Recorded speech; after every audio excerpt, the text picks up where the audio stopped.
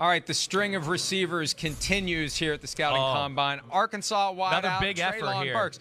Hey, Treylon, this guy's a former quarterback, so it would be fun to watch him try to throw passes to some of these young guys, including you. Chris Sims, Mike Florio here with you. How's the Combine been for you so far?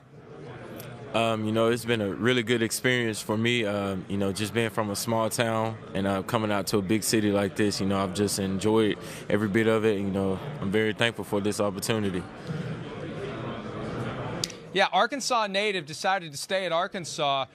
When the time came to make that decision for college, what was part of it? You're comfortable within the boundaries of where you've grown up, and this is where you just want to continue your football career? Yes, sir. I had made that decision based off of my great-grandmother. She had got sick 2 weeks before I had made my decision from Arkansas or LSU. And so, I had just stuck with Arkansas. It was 4.5 hours away, easy access to her. If I needed to get back home in a hurry, it was easy for me to do that. So, it was just, a decision that I made and a decision that I'll forever be thankful for. Mike, this dude's big.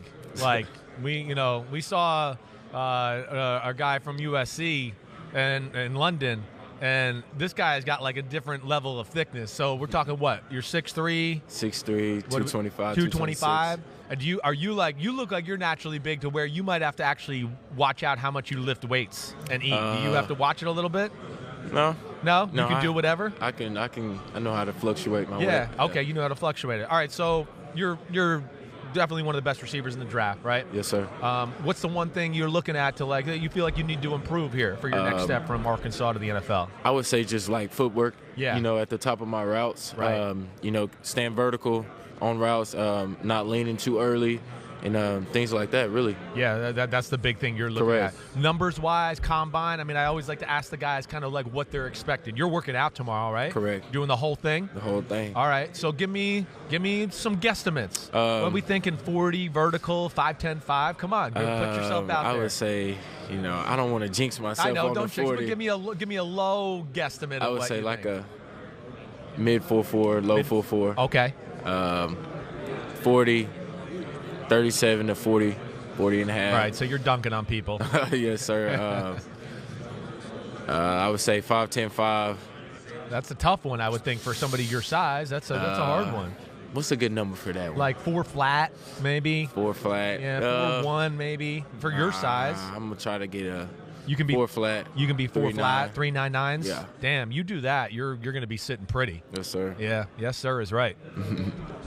Hey, Treylon, you made the business decision to not participate in the Outback Bowl against Penn State, and that's something that Sims and I always support. When a guy makes that decision, because everybody else connected to college football is allowed to make business decisions, the players should be Correct. allowed to make those decisions too. What kind of pushback did you get from that, either locally or from any of the scouts or other people you've been talking to?